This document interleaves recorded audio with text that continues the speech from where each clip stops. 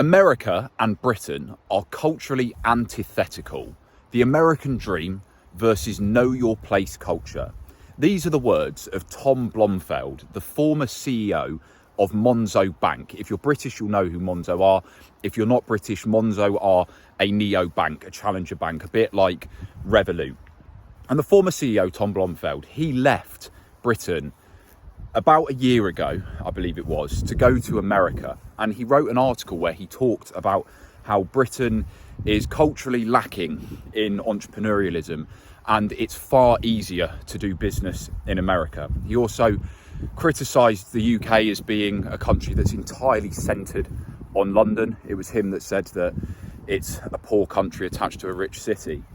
But in this video, I want to talk about this idea of Britain not being entrepreneurial and America being entrepreneurial based on my experiences as a British person who has worked with plenty of Americans, lived with and travelled alongside plenty of Americans over the last 5 years. And I'll dig into how this happened. And I work with Americans and British people now, for that matter, and what my observations are of the cultural differences, because I find this area really interesting. And I think ultimately Tom Blomfeld was right in what he was saying. Now, the first thing with this is the work ethic side of things. So the former CEO, or the current CEO even, of Norge Bank, the Norwegian investment fund, Nikolai Tangen, who is a connection of mine on LinkedIn, by the way. He once said, "Hi Ollie," to me when I cold prospected him in my previous job in the City of London. Big flex, I know, amazing. But he said that in Europe, people just don't work as hard as in America, which is debatable. I think it depends where you are. But generally, yes. The first thing is that Americans do have more of a hard work culture. And I think a lot of that comes down to the American dream. The idea that if you work hard enough, you will succeed. And also because they kind of have to. Because in Europe, generally, depending on the country that you're in, there is much stronger social welfare and protections. Whereas in America, you do not have that in the same way. And I know these things vary state by state. And I do want to stress this as well. I appreciate that America is culturally different across the states, in the same way that Europe is even more diverse in its culture, despite how many Americans seem to think that Europe is one homogenous block, right? There are varieties, but generally in America, you don't have that same level of security. And I think because of this, people kind of have to, like they're forced into finding work and moving around the country. It's a lot more normal for Americans to be nomadic within their own country, and towns and cities to grow and then fall through when they're no longer economically viable, although a similar thing has happened in the UK if you look at the managed decline of the north under Thatcher, etc.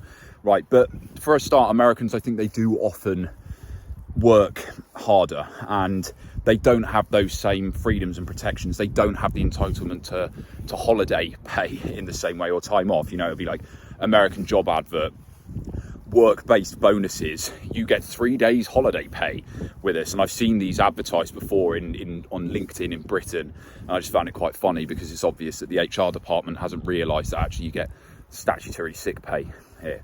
But yeah, as a starting point, there is that difference in how hard they work. Now, the second thing that comes from that is that Americans normally have higher expectations with customer service as well. I've heard that you see this with the hospitality out there, with tipping culture. I do want to stress, I've not actually been to America yet. I would love to go out there. I do want to spend some time working there. And I've been around so many Americans, but I've never actually been out there myself. But I've heard with tipping culture and customer service out there, they have really high expectations. And I was always warned when I worked in events where we had a lot of events in America. I never got to do an American event, but we were always told that if you look at the US events versus the European ones, you really have to be shit on with your delivery because Americans are far more likely to get very arsey with you. And from experience, I have seen this multiple times in Europe and Asia, Southeast Asia in particular, where customer service at times can be pretty cowboy. You're rocking up to a boat or something like that on a pier, and like there's just no real organisation with it. It's either going to show up or it's not. And I've seen Americans really kicking off at the locals over it, and you know, I expect a proper service here, and it's like, yeah, it's just not the same. You can see they expect that, right? So there's that higher level of expectation from things. Now, the third point that I want to make is around the entrepreneurialism. They are generally far more entrepreneurial, and this is backed by statistics as well. If you look at the rates of early stage entrepreneurship, it's much higher in America than it is in Britain. And from my own experience, this is exactly what I noticed. Being at university around Americans in Australia, traveling in Asia, traveling in Europe, multiple summers, being around Americans, it's far more normal for you to meet an American who will have launched a business at some point already, or they're at uni and they're doing things alongside it, whereas it's so much rarer to find that in Britain, and it's actually more likely that people might judge you if you're doing that. Whereas in America, it just seemed the norm. The amount of people, they'd be like, oh yeah, so me and my buddy, we had this door-to-door sales business, and it's like, you know, they set up a lemonade stand when they were a kid. It's like they instill capitalism and the American dream into them from a very young age. But with that, they are far more outgoing and entrepreneurial, and it makes them easier to work with in that sense. Like, again, when I was working in events, I remember one of the head sales guys said to me, when you're selling to the Americans, just use the word opportunity. Talk about the word opportunity, and they are going to love it. They're going to eat it up. Got a bit too windy on top of that hill, but yeah, they're going to eat it up if you talk about opportunity. And that is exactly what I've seen. There is this level of optimism that is much better to be around. You know, some people might see it as blind optimism, and of course we can be critical of the American dream. For many people, they don't achieve it, but as Tom Blomfeld said, they do experience it in their mind. Like, they might not actually live it out, but it is something that they're motivated by, and it gives them more hope and belief in their ability to do things. And when you're around that environment, particularly if you're starting your own business, it's so much better, it's so much more inspiring.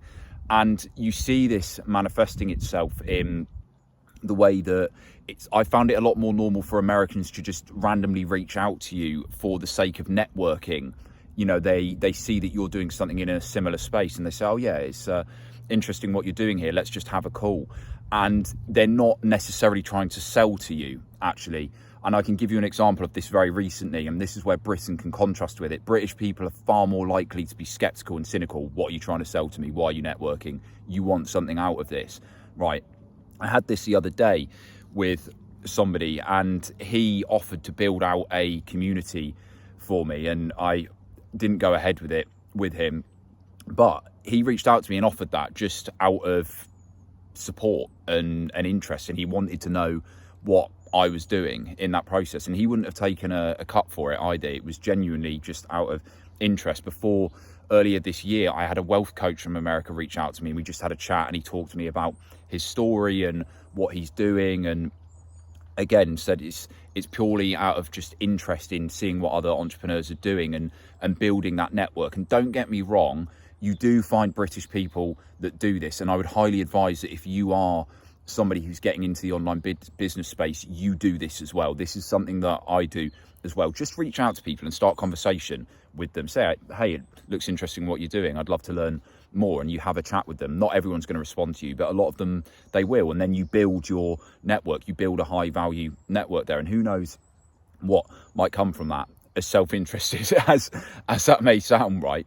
But it's far more normal for Americans, in my experience, to do that, and it almost seems like there's a higher level of trust there, which I'm sure many Americans would say there isn't that same level of trust. That Americans maybe are as suspicious, particularly if it's somebody walking on your land, and then you've got access to something that might stop them ever returning to your land again. But in terms of the business space, no, they seem to be far more outgoing and optimistic and hopeful and trusting in that sense, and it is far easier to be around that kind of culture. And the final thing to add with that as well, where Britain differs a lot, is the appetite for risk. This is very much a fundamental part of entrepreneurship, right? You are rewarded for the risk that you take. Risk taking is a huge part of entrepreneurship, and British people are generally far more conservative with a small c, far more risk averse. As I said in a previous video, British people make great investors and accountants and risk managers because they can foresee every possible reason why something isn't going to work and why you shouldn't do it. But generally it's from more of an apathetic position rather than being like actually like an expert in managing risk. Whereas Americans are far more likely to be like, yeah, sure, let's do it. It's the opportunity. Let's try this thing out and see what happens. And I think with that, maybe that's why it's more common as well, in my experience, to meet Americans who have that Slumdog Millionaire story or the rags to riches story, which they love. And actually in Britain, I think a lot of people really like that too, because it gives them hope that they can get out of where they are and be somewhere better. But I've met plenty of people who have those stories. I was recently chatting to another American coach, and he told me his whole story about losing his job, sleeping in his car. Originally, that's a classic one. And then sleeping on his mum's couch, and then building his wealth up. And now he's a digital nomad again. And there are plenty of British people that have got similar stories. It's like more often that it'd be like, okay, I ran out of money and then I had to claim the dole, and I got stigmatized by the Daily Mail for it, and I felt so ashamed of of failing myself that was the motivation to get out of it. Whereas in America, it's like, yeah, I literally couldn't eat. I had to do something about the position that I'm in. But yeah, these are the general differences that I've noticed in working with Brits and Americans. And look, it doesn't mean that entrepreneurialism doesn't exist in Britain. Obviously, there are plenty of entrepreneurs and innovators that have come out of Britain, and Britain fundamentally is still a capitalist nation, right? There are plenty of incentives for people to start businesses, although there's plenty of things that make it more difficult. Similar in America, there's a lot of these weird contradictions where some things are very free market and others are really anti-entrepreneurial. A prime example of this in Britain, if you're a sole trader, having to pay your tax up front for the next year, or like 50% of it based on your projected earnings. One of the most ridiculous policies that His Majesty's Revenue and Customs have. But then equally like America, where you've got lower taxes generally, but if you leave the country, you get taxed no matter where you are, unless you get rid of your citizenship. Like, both countries have a lot of these weird contradictions. But yeah, overall, I would say that America is far more entrepreneurial than Britain is. And if you're looking to get into the online business space, I would definitely look at tapping into the American market or building your connections with American people and listening to American thought leaders as well. You might find them a bit cringy at times. Sometimes they really can be. Like, it is a bit too naff for what British people like, but you really can learn a lot from that entrepreneurial culture that America has on a wider scale. And if you're around Americans, particularly if you become a digital nomad, there are a lot of Americans in the digital nomad hubs, unsurprisingly. If you're around those people, there's a lot that you can learn from them. And yeah, as I said, I'd love to get back out to I've not even been there. I'd love to get out to America and work there and travel the States, because I found it really enjoyable working with Americans. Granted, the humor and the banter is no way near what you have with British people, but yeah, it's good to work with those people. Now, if you have watched through to this point and you found this video insightful, make sure that you hit the subscribe button. And of course, if you are somebody who is looking to get into the online business space yourself and build a personal brand, this is exactly what I help my clients with in my one-to-one mentorship. If you'd like to learn more about that, book in a call with me. The link is below, and I will see you in the next video.